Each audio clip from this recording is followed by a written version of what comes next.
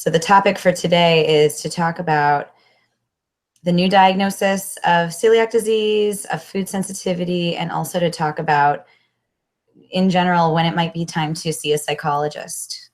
So my name is Dr. Shana Coburn, and I am the psychologist at Children's National Medical Center in the celiac disease program. And I'm happy to answer questions and be available, provide any kind of guidance that's needed to help people understand a little bit more about what the experience is like. And it's very normal to have some challenges, to have some anxiety, to feel some grief over new diagnoses. And so I can talk a little bit about that. So I'm just going to share my screen again and show you a little bit more, but definitely don't hesitate to write any messages in the chat screen, and I can talk through that a little bit. So let me open my slides again. There we go. So you should be seeing that now. So another thing that comes up is avoidance. When we get stressed out, a lot of the time we start to avoid things because it scares us. And this can lead to us shrinking our world and making situations even scarier for us because we are avoiding it, and it becomes this big, daunting experience. So something we need to be careful of is, although we're avoiding certain foods, we don't want to avoid situations just because we get nervous. We want to problem solve through them. So there are a range of different types of coping strategies that we can use. We can change the way we think about the world and about our situation. We can learn to accept physical symptoms. And by the way, all of these are much easier said than done. You know, a lot of these take a lot of practice, and that's okay. And sometimes you need help from somebody. It might be finding a loved one who can help you stay on top of some of these things. It might be a good friend or some kind of health coach or a doctor or a counselor. It doesn't necessarily have to be anyone professional, though. An important thing, too, is finding balance in what we're doing in our lives and how we are trying to keep ourselves healthy, and trying to build some resilience, and gaining knowledge. Knowledge really does help a lot. But it can be overwhelming to gain all of that knowledge. So those practical skills can really be useful.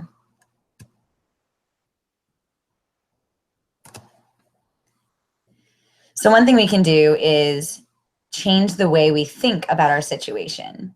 So notice the thoughts that you're having and try and think about, well, okay, what are these thoughts about? And what truly might happen? You know, if we're worrying about something, if we're feeling really down on something and we're convinced something terrible is going to happen, what's the worst that actually would happen? What's the likelihood that the worst will happen? And would that actually be so bad? Many times that might not be so bad. And sometimes something good might actually happen. And the biggest lesson when we have food sensitivity, food intolerance, is recognizing that oftentimes things are beyond our control and there's not much we can do about it. And we have to accept those situations and try and cope with them to the best of our ability. That's something I'm going to come back to. Let's see, I'm going to stop screen sharing. Let's see if you can see me again. That is really a big lesson, learning to accept things that we cannot control, especially when it comes to your children. If your children are in school, we can't always control what other people do. We can't control whether or not we have the ability to see, you know, all of the ingredients in food and at restaurants and things like that. And so the best option when we can't control it is to find ways to do our best to control what we can, and then trust other people, make our own judgments, decide how we're going to react to the situation, and try to use those other strategies to cope with whatever might be going on. So there might be situations in school, for example, where parents may work as hard as they possibly can to try to protect their child. They may have a lot of strategies that they're trying to use to make sure that their kids have exactly what they need, have a substitute snack for everything that their other children are having. And the reality is that that is not always going to be perfect. There will always be kids who bring in special treats unexpectedly. There will be projects with food or whatever it is. There could be situations that will not necessarily be safe for your kids in school. And as much as you want to try to do your best to help avoid those situations, the reality is that things do happen. And that is actually a great lesson for kids to learn. Learning flexibility and learning to cope when things don't go quite right, because all of us have to deal with that in our lives. And I see that we do have some new viewers. So if you have any questions, please feel free to just write them in the group chat. Let me know if you have any thoughts or questions. Let me know what your concerns are, or even just if you're curious about celiac disease, if you're curious about seeing a psychologist, or about other food-related issues. If you're just here out of curiosity, absolutely, you're welcome. And I'm happy to talk with you. So something that I'm talking about is the fact that we have all of these different strategies we can learn to cope with different challenges that come up when there are foods that we can't necessarily, manage all the time. And something that's really important is to recognize that we don't always have control. And that is okay. So another important thing that we don't always have control over are the physical symptoms that we experience. So when you have a food allergy, when you have a chronic condition of some sort, it's going to happen that you will have some physical symptoms that are distressing to you. And that is challenging. It can be very distressing, especially when you have GI situations, when you have a stomach ache, when you feel nauseous, when you have diarrhea, whatever your situation may be. That can be very stressful, especially for social situations. B, it's physically uncomfortable, right? It actually makes us uncomfortable, and it can stress out our bodies, which can stress out our emotions. It really can introduce this major emotional strain. So when we have different physical sensations, there are some really important things to keep in mind. One of them is, if we have a physical reaction to something, that is something we cannot control. So unless you have a food allergy and you have to use an EpiPen, if you have a food intolerance of some sort, including celiac disease, there might be a plan that you can have prepared to help you overcome some of the challenges. But at the same time, those sensations are there for a reason, to let you know that there's a problem, or that there's a food that maybe needs to be avoided. And we have to use that as a lesson and as a cue. And then in the end, we have that opportunity to learn to live with those sensations. So when we're having physical problems, that is when we need to use our strategies to live our lives, to try to overcome whatever condition that we're dealing with, whatever the symptoms are, and to try to continue on to the best of our ability. Obviously, sometimes it's much easier said than done. One time that this comes up quite a bit, and again, if you have any questions that are off topic from this, or follow-up questions about what I'm saying, please don't hesitate to enter it in the chat box, and I'll talk about that. But for example, when you have a child who has a food intolerance or some kind of stomach or digestive challenge, it's very common that kids are going to try to avoid school, especially if they're worried that they might get sick, that they might feel sick, and it's not comfortable. And you as parents might feel that you are protecting them by helping them stay home, by making sure that they're comfortable. And 100% that's true, that's what you're trying to do. That said, when you have a specific medical condition that's chronic, that is going to be there for the foreseeable future, and symptoms will come and go, sometimes more unpredictably than others, as parents, it's very important for you to encourage your kids to go to school, to go to their activities, to live their life, and not to avoid things. Because again, when we avoid things, when we are fearful of things, that shrinks our world a little bit more. And it can actually encourage anxiety and a little bit of hypervigilance, watching out too much for things. It can actually encourage that to happen. So what I would encourage you to do is try, whether you're an adult, whether you're a kid, somewhere in between, kid at heart, try to find approaches that help you continue to live your life to the best of your ability, even when you're not feeling great. Easier said than done. It takes practice. But for example, if you are starting to get some stomach cramps and you actually have plans to go out somewhere, maybe at school, maybe it's work, maybe you have a social event to go to. A lot of people will say, oh, I have a stomach cramp. It's going to get worse. I could get really sick. I don't want to do that at this place I'm going to. I'm better off just avoiding it and staying home. And that happens to a lot of people. But what happens when we do that? Well, then next time that there's a social event, what's going to happen? Are we going to just be great and be ready to go again? Well, what if you stayed home and you weren't sick at all? You got a little stomach cramp and then you stayed home and then, oh, I feel a little bit better now. Then that relief of staying home can accidentally reinforce or encourage us to continue to avoid things.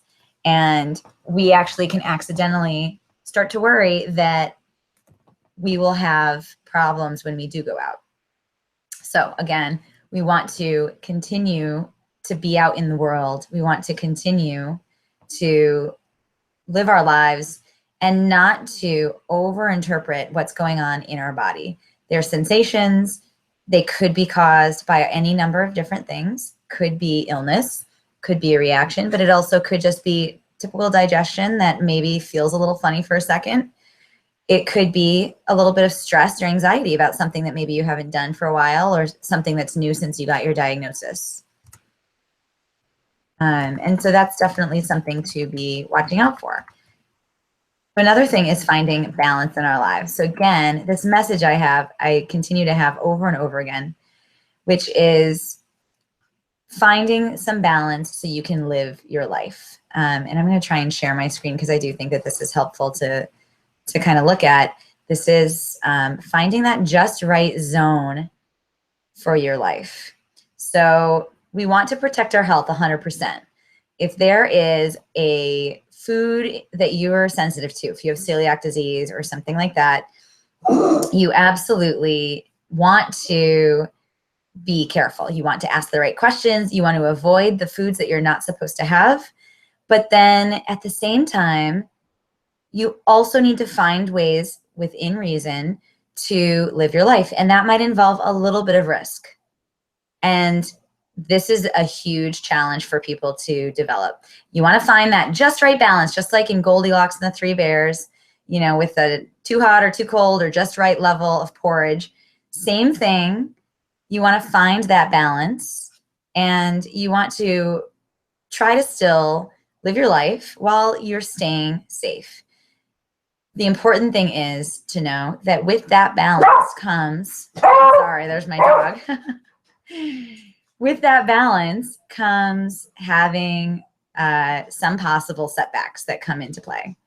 And that's going to happen. That's okay. So it's possible that you are going to have some exposure, some reactions, but a lot of the time you will not. And you will learn from those. You can see them as opportunities to get better. And you'll see them as opportunities to learn a little bit more about things that you need to do. So maybe it's certain preparations you need to take.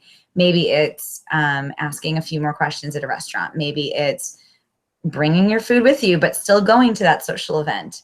It's finding that balance wherever that may be. So finding balance is very helpful to us. Okay, and then the other thing is when there's a new diagnosis, when we're first coping with things, we need to recognize that this is stressful and this is difficult to deal with. Relaxation can come in very handy for those kinds of situations. This is true for not only the person who has the food allergy or celiac disease, but it's also difficult for people who are caring for them. So this could be parents, this could be loved ones, spouses, friends, doesn't really matter. Probably several different people are going to feel this change. And the most important thing is recognizing that that's okay, and finding ways to overcome some of that stress and anxiety that comes up. So relaxation can be very useful for managing the negative feelings and the worry and the stress, especially when we want to start avoiding things or when we have those physical sensations that are uncomfortable. In those cases, there are many different strategies we can learn, and there are many approaches to finding relaxation. You don't necessarily have to sit and meditate. Personally, I've tried that. I've done all kinds of different things. It doesn't work for me. My brain moves too much. It just keeps going. And I think a lot of people are that way. So there are various things you can do. Some are certain activities like deep breathing, guided, muscle relaxation, visualization, and some things that are a little more traditional relaxation strategies. Those can help, and you can find all kinds of resources on those through podcasts, through YouTube videos, books. You can go see somebody who can help coach you with that, meditation classes. But in addition, you can also find relaxation through activities that you like. And this is something I really recommend, especially for kids or for people who tend to be very busy in their lives. Find an outlet that you can really use to relax, that helps soothe you, calm you, and most importantly, distract your mind from anything that's stressing you out. Many people find that exercise of some sort can be helpful. That's challenging when you're not feeling good, but maybe yoga, maybe gentle stretching, maybe just going for a walk can really make a difference in your mood and in how you're feeling. And in addition, if you can exercise, when you exercise, those endorphins do really positively influence your brain. It really does make a huge difference in being able to tolerate stress, feelings of depression, feelings of frustration, whatever that may be. That's going to go a long way. Okay, so I'd really like to answer some questions. So please type in any questions that you have. I'm going to type my own message.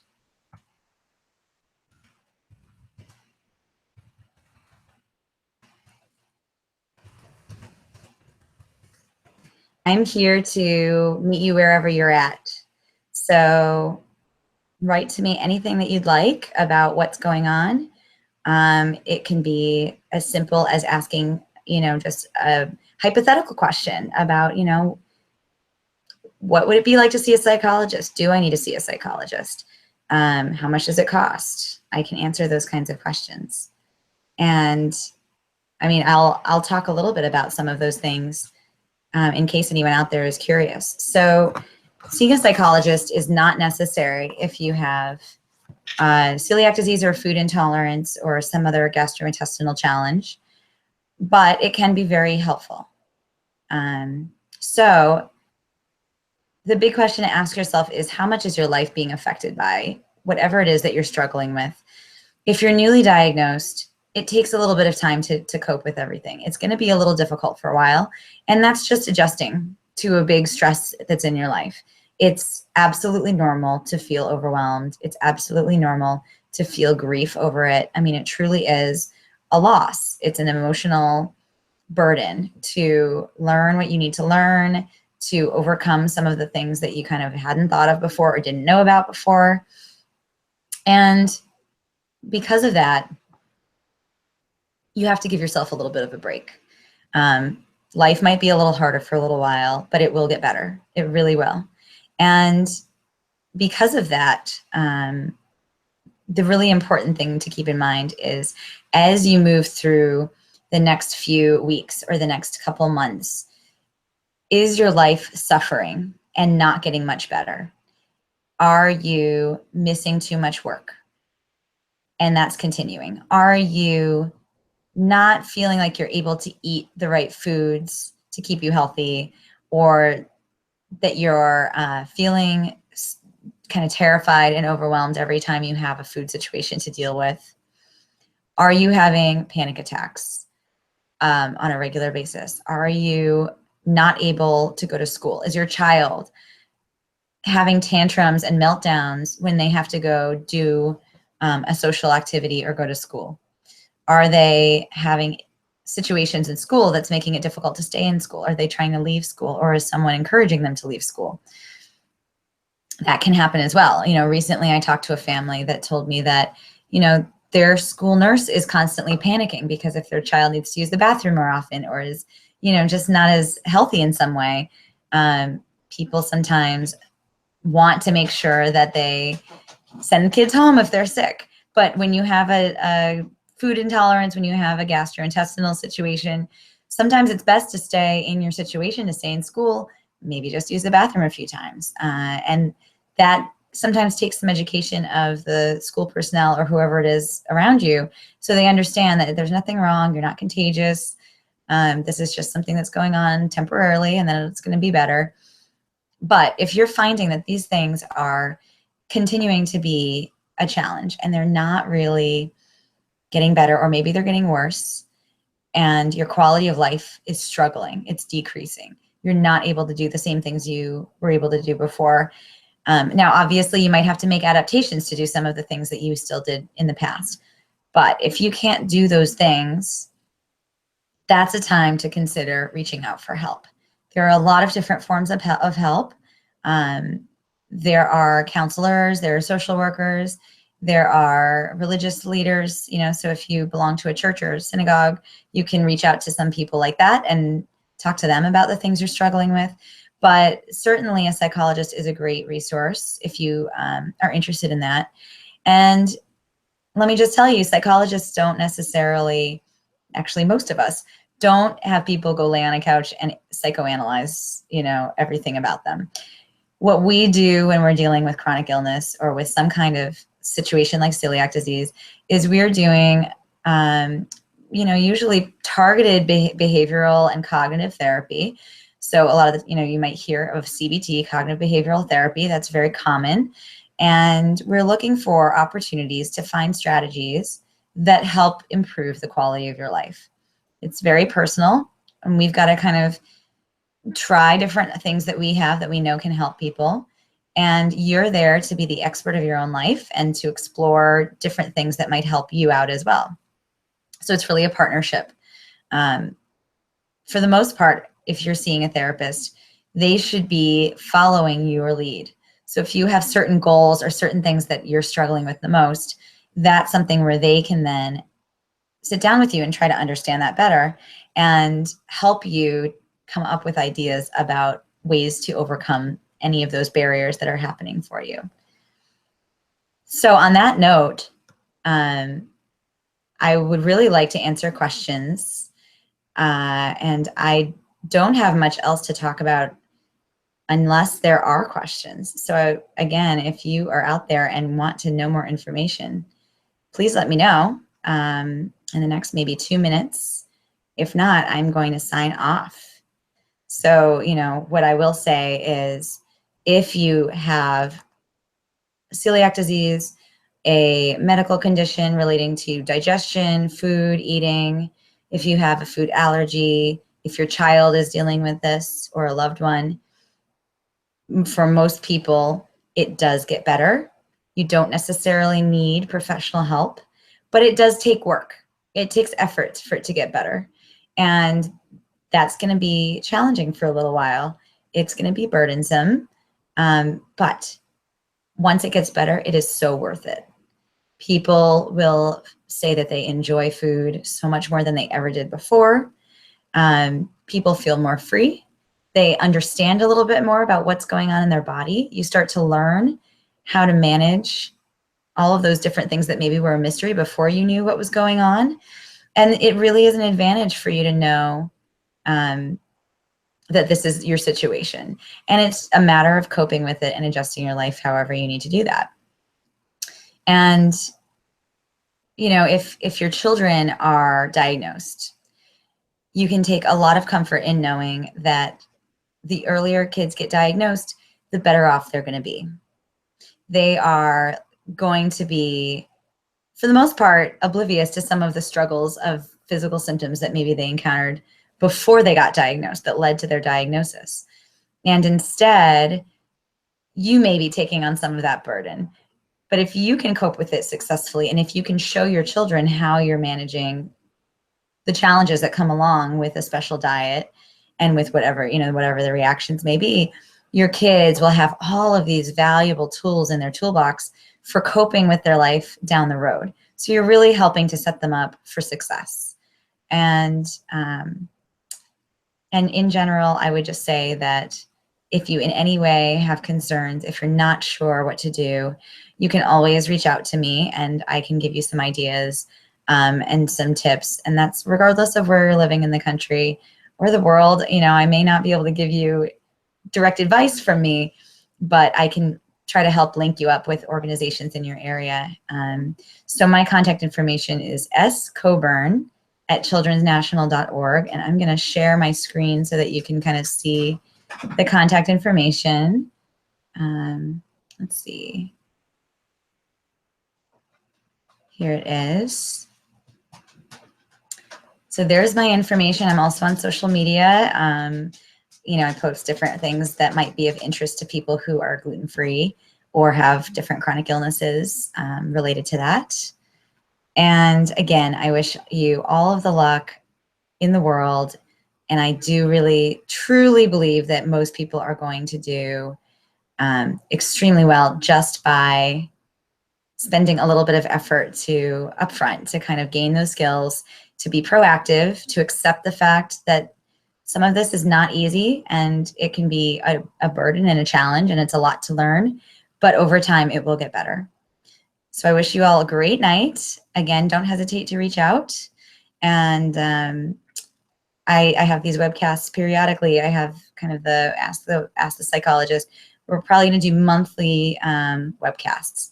Definitely, if you have any preferences about time or days, let me know, either in the chat box now before we go or via email. And I can do my best to try and schedule them maybe during a lunch hour or other times of day or days of the week for people. So thank you very much. And I will talk to you all hopefully again next time.